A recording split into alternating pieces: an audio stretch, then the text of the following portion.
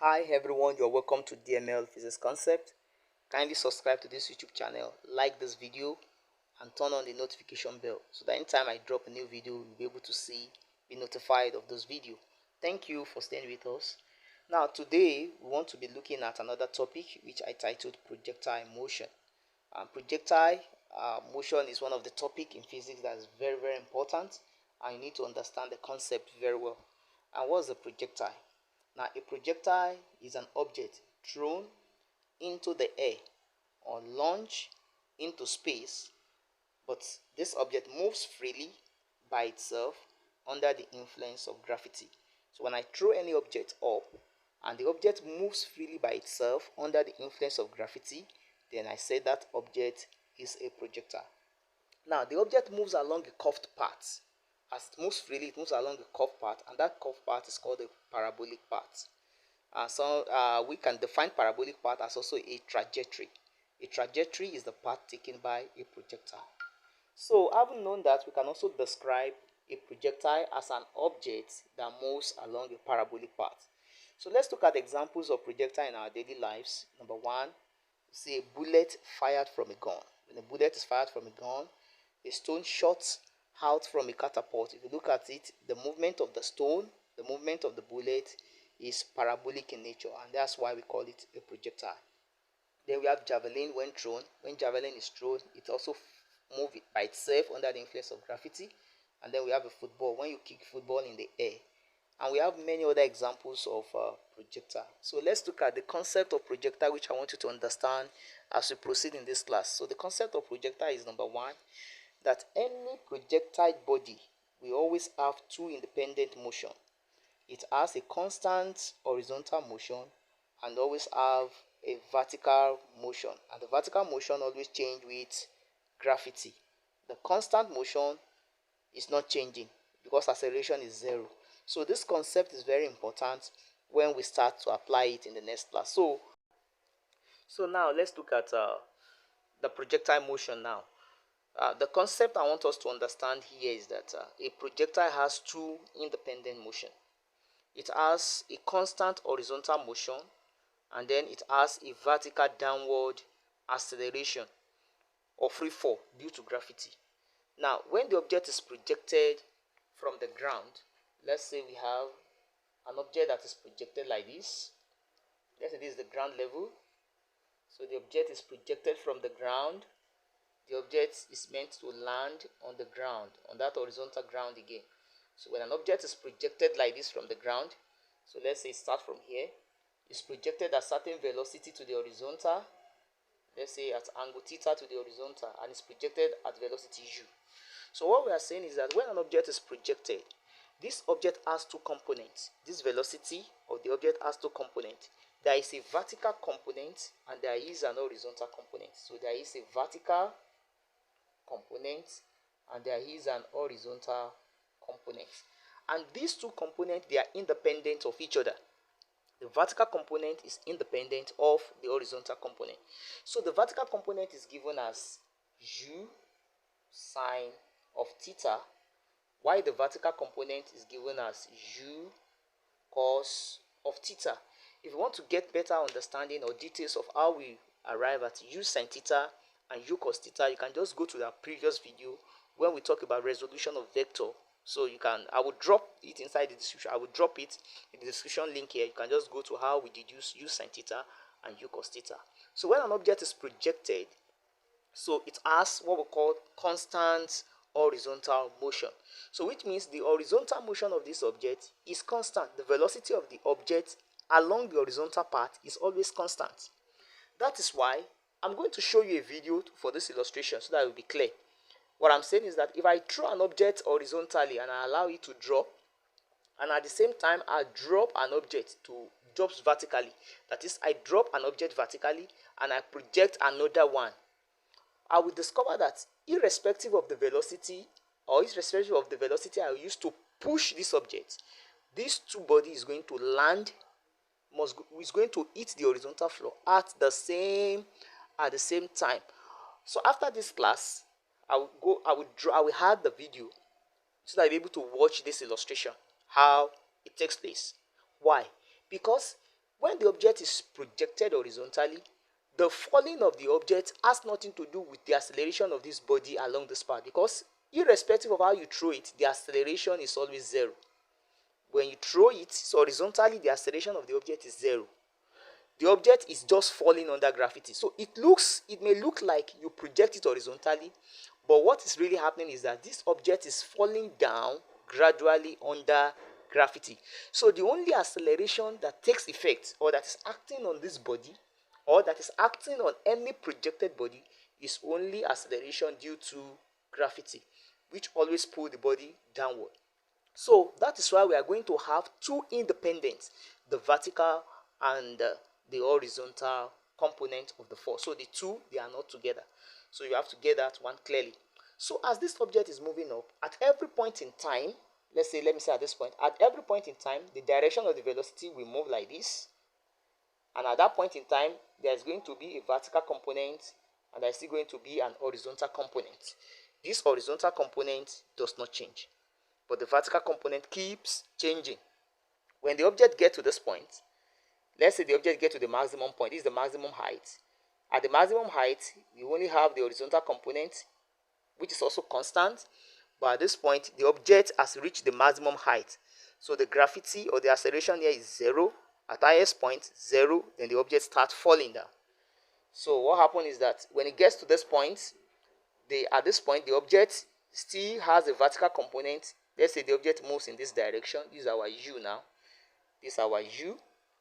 And we are still going to have a vertical component of force. So at every instance, the direction of the u keeps changing. See, the direction pointing up, pointing like this, and bending down. So the direction of the velocity keeps changing as the body moves along the parabolic path. This curved path is what we call the parabolic path. And every object that moves along a parabolic path is called a projectile. So you have to get that concept. So there is a vertical component of force of this movement, and there is horizontal component of this movement. Now, what we are going to do is that there are some things we want to deduce. We want to deduce time required for this object to reach the maximum height. This is the maximum height. So from here to here is the maximum height. The distance between here, the vertical distance, is the maximum height. Why? Let me put this one inside here, because I want to write something here. U cos theta. The distance between here and this place where it lands is called range. The distance between here and here is called range. So from here to here is called the maximum height. The time taken for the projected body to reach maximum height is denoted with t, while the total time of flight, the total time it takes for this object to hit the ground again, is denoted with capital T, where capital T is 2t. If it takes t seconds to reach maximum height, then it's going to take 2 seconds for the object to reach the ground again. That is, from here, the time taken for the object to go up and come back to the horizontal plane again is given as the total time of flight. And that total time of flight is 2 times the time taken by the object to reach the maximum height. So we are going to deduce certain formula here using the component. Remember, bearing it at the back of your mind that projectile has 2 independent motion. So we are going to deduce the time, T max, let me call this one T max, that is time taken to reach maximum height. We are going to get T, total time of flight. We are going to deduce a formula for our H, that is the maximum height. And we are going to deduce formula for our range, that is the horizontal distance covered by the body. So let's quickly deduce that very shortly. Now, before we deduce that formula, let's quickly understand 2 concepts. We have the vertical motion, then we have the horizontal motion. We have the horizontal motion. Vertical motion and horizontal motion. Now, when this object is projected upward, then we view it vertically. When an object is projected upward, although it moves a curve, but we are looking at it vertically, it's a vertical projection. That is, the object is moving up and down. So we are going to use the concept of motion under gravity, because when an object is projected, that object does not have its own acceleration. The acceleration of the object is 0. but the object keeps moving under gravity. So the concept of equation of motion under gravity will still be applied. So which means a body that is projected follows the principle of equation of motion under gravity. The acceleration of such body is zero. Irrespective of how you project it, it does not have its own acceleration. The acceleration is zero, but it has acceleration due to gravity. So let's look at it vertically now. We want to look at the object vertical projection now. For vertical projection, our initial velocity for vertical projection is the vertical component of this u. This velocity is projected at angle theta to the horizontal. So what's going to be the vertical component of our velocity when an object is going up? Our vertical component is going to be u sine theta. So for vertical motion, our u is going to be u sine theta. Now what is going to be our g? Our gravity, because the object is under gravity. So depending on if the object is upward or downward, we determine where we're going to use positive equation or negative equation of motion under gravity. So when the object is going up, we are saying minus. We are going to use negative equation. Then what again? When the object is going up, that's our time. So we can use vertical motion to determine time to reach maximum height, and we can use vertical motion to determine the maximum height, because the maximum height is also vertical movement. But let's look at the horizontal component. Horizontal component, our u for horizontal component is u cos theta. Is u cos theta. So for horizontal component, what is our g? Our acceleration. Our acceleration is zero. Remember that when the object is projected horizontally, there is no gravity. The object only falls under gravity. Acceleration of the object is zero. And because it's zero, that is why the velocity along the horizontal part is always constant. You know, when we're talking about constant velocity, it means the body is not accelerating. That is, it's neither accelerating nor decelerating, so acceleration is zero.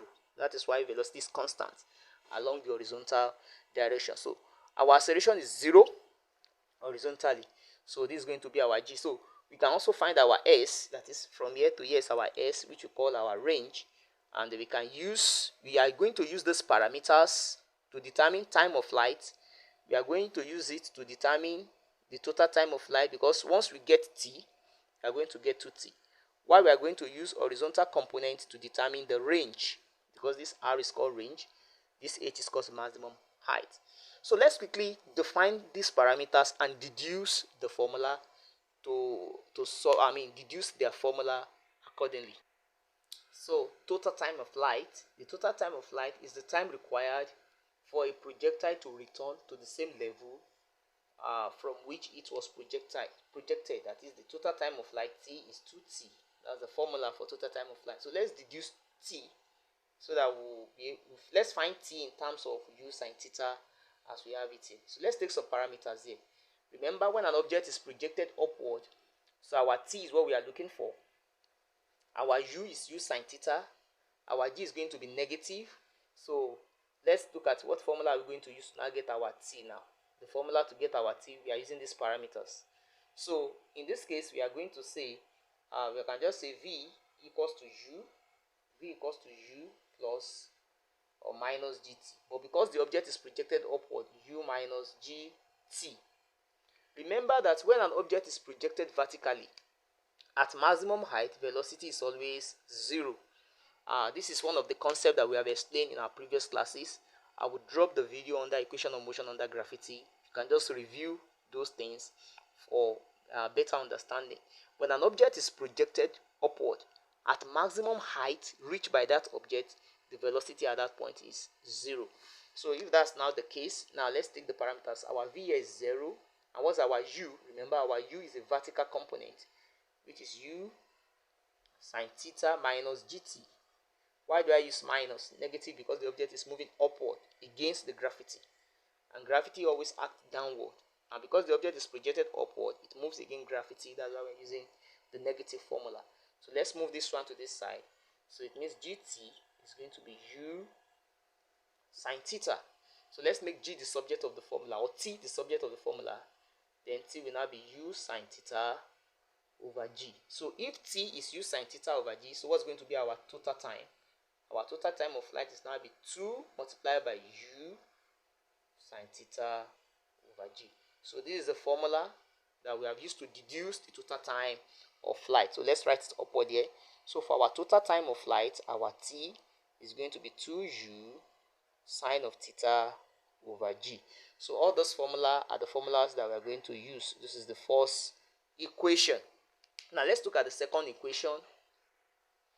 So let's look at maximum height. Maximum height is defined as the highest vertical distance reached when measured from the horizontal projection plane. So the highest vertical distance reached when measured from the horizontal plane is known as our maximum height. So our maximum height is also a vertical motion. So which means our u will also be u sine theta, our g will still be negative, our t, or let me say capital T is 2u sine theta, where our t will be u sine theta over g. Remember, capital T is 2 over, remember our t is 2 of small t, whereby small t, the small t is u sine theta over g. So don't let us forget that one. So this our t is our u sine theta over g. Then that's that about that one. So now at maximum height, velocity is also 0. So now that we are looking for h, we only look for the formula that we can use to find our h. And our formula we are going to use is, let's use our v square equals to u square minus 2gh. Let's use this one because we are looking for this h. And let's find out what's our v. At maximum height, our v is 0. Someone will ask me, how do we use this? Why do we use this formula? So recall that when we are dealing with equation of motion under gravity, if you look under that video, you discover that we have equation of motion we use like v equals to u plus or minus gt. We have v square equals to u square plus or minus 2gh. Then we have h equals to ut plus or minus half gt square. So these are the equation of motion under gravity, and this is what we are using. So you can just go over that video, and in these cases we are looking for h. We are looking for h. So we have our u, we have our t. If I use this formula also, we still arrive at the same formula anyway, but for better understanding, let me use the simplified formula. So v square equals to u square minus 2gh. So 0 square equals to u square, and what's our u now? Our u now is u sine theta. You know, it's a vertical component, so we square it, is u square minus 2gh. So let's take this negative 2gh to this side. It becomes 2gh equals to u sine theta. Let me square it.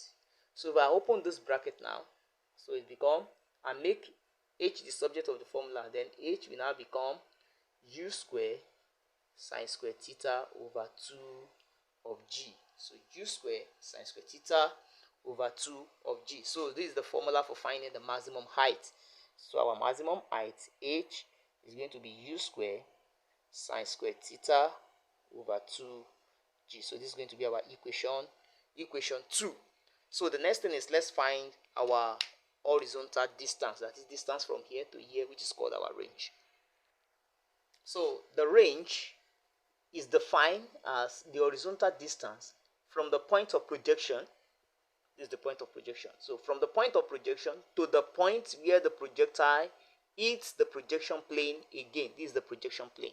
So when the object moves up and it hits the projection plane again, the distance taken, or the distance measured when a body starts from a point of projection and hits the projection plane again, is referred to as our range. So from here to here is our range.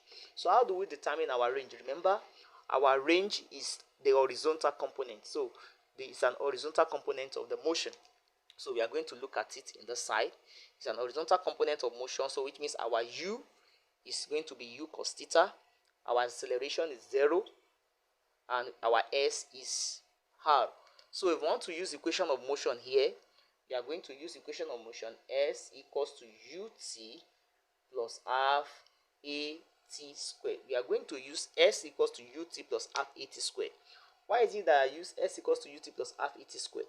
Because this motion is talking about horizontal projection, and at horizontal projection, velocity is constant, and because velocity is constant, acceleration is 0. So the body now, the acceleration we are considering now is not acceleration due to gravity, because we are looking at this object horizontally. So this is where some students get confused. They don't know how to separate the horizontal component of this force and the vertical component of this force. So let's look at the formula here. So what's our S? Our S is R. So let's substitute. So our R equals to U. Our U is U cos theta. That is U cos theta multiplied by T. Our T, what's our time? Remember, our time is still T, is U sin theta over G. So why is it that our T is U sin theta? The point is that the time taken from object to go vertically and the time taken for an object to move horizontally is always the same. So that's why I cited an illustration that when you throw an object horizontally like this and you drop the object vertically like this, the time taken, the two objects is going to reach the ground at the same time T. So time for vertical component is also the same as the time for the horizontal component of the motion. So that's why our T is still U sin theta, is the small t, is U. The T in this concept is not just T to reach maximum height, because range is talking about time taken for the object to land again. So our T here is not the small t but the capital T. So it's 2U, so sin theta over what? Over G. Then plus half. What is our A? Acceleration is 0. And what's our time? Our time is T, 2U sin theta over G, then square. So let's now look at something here. Whatever this value is, when I multiply everything by 0, it makes all these parameters 0 because of this 0 factor. So if it makes all the parameters 0, so we are only left with R equals to U cos theta multiplied by 2U sin theta over G. That's what we are left with. So we are left with that. So let me clean this side of the board so that I'll be able to explain further. So our R is U cos theta multiplied by 2U sin theta over G. So let's just multiply this together. If I multiply the U together, then our R is going to be 2U squared, that is U times U squared, then cos theta sin theta over G. So we are going to have that. Now let's recall something. In trigonometry, there is a rule in trigonometry. There is a rule that says that the rule states that 2 sin theta cos theta is sine 2 of theta. 2 sin theta cos theta is sine 2 theta. So let's apply this trigonometry into this equation. So we are going to have R equals to, if I want to use U, 2 sin theta, so I'll make 2 to come here so that U can go to the other side. So I'll just say U squared multiplied by 2 cos theta sin theta is the same thing, sin theta cos theta, then over G. Whether I say sin theta cos theta or cos theta sin theta, I'm still saying the same thing. So let's say our R now. Our R will now be U squared. And what is sin theta? 2 sin theta cos theta. Trigonometry says sin 2 theta. So it's sin 2 theta. So over what? Over G. So our range, therefore our range is going to be U squared sin 2 theta over G. So the third formula is our range. Our range is U squared sin 2 theta over G. That's equation 3. So this equation is what we'll be using when we want to look, we are studying projectile motion when the object is projected at angle theta to the horizontal. So when an object is projected at angle theta to the horizontal, we'll be looking at the time taken for the object to reach maximum height. At the same time, we'll be looking at the total time of flight. At the same time, we'll be looking at the maximum height and look at the range. So I want you to get one concept very importantly. The concept is that when an object is projected, it has two independent components, the vertical component and horizontal component. And you must know how to separate these two components from each other. So when an object is projected upward, or you are looking for the time to reach maximum height, or the maximum height itself, all those things are vertical components. But when it comes to we are looking for the range, then you are dealing with the horizontal component of the force. So next class, we'll now be looking at the horizontal projection. This one is vertical projection at angle theta, and these are the formula we have deduced. And next class we now look at the horizontal projection. When the object is projected horizontally, you want to deduce the next formula next class. Thank you for watching this video. You can drop your question.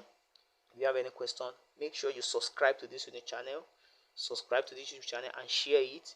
And at the same time, you can like this video and make a comment. Thank you for watching DML Physics Concept. Thanks and God bless you.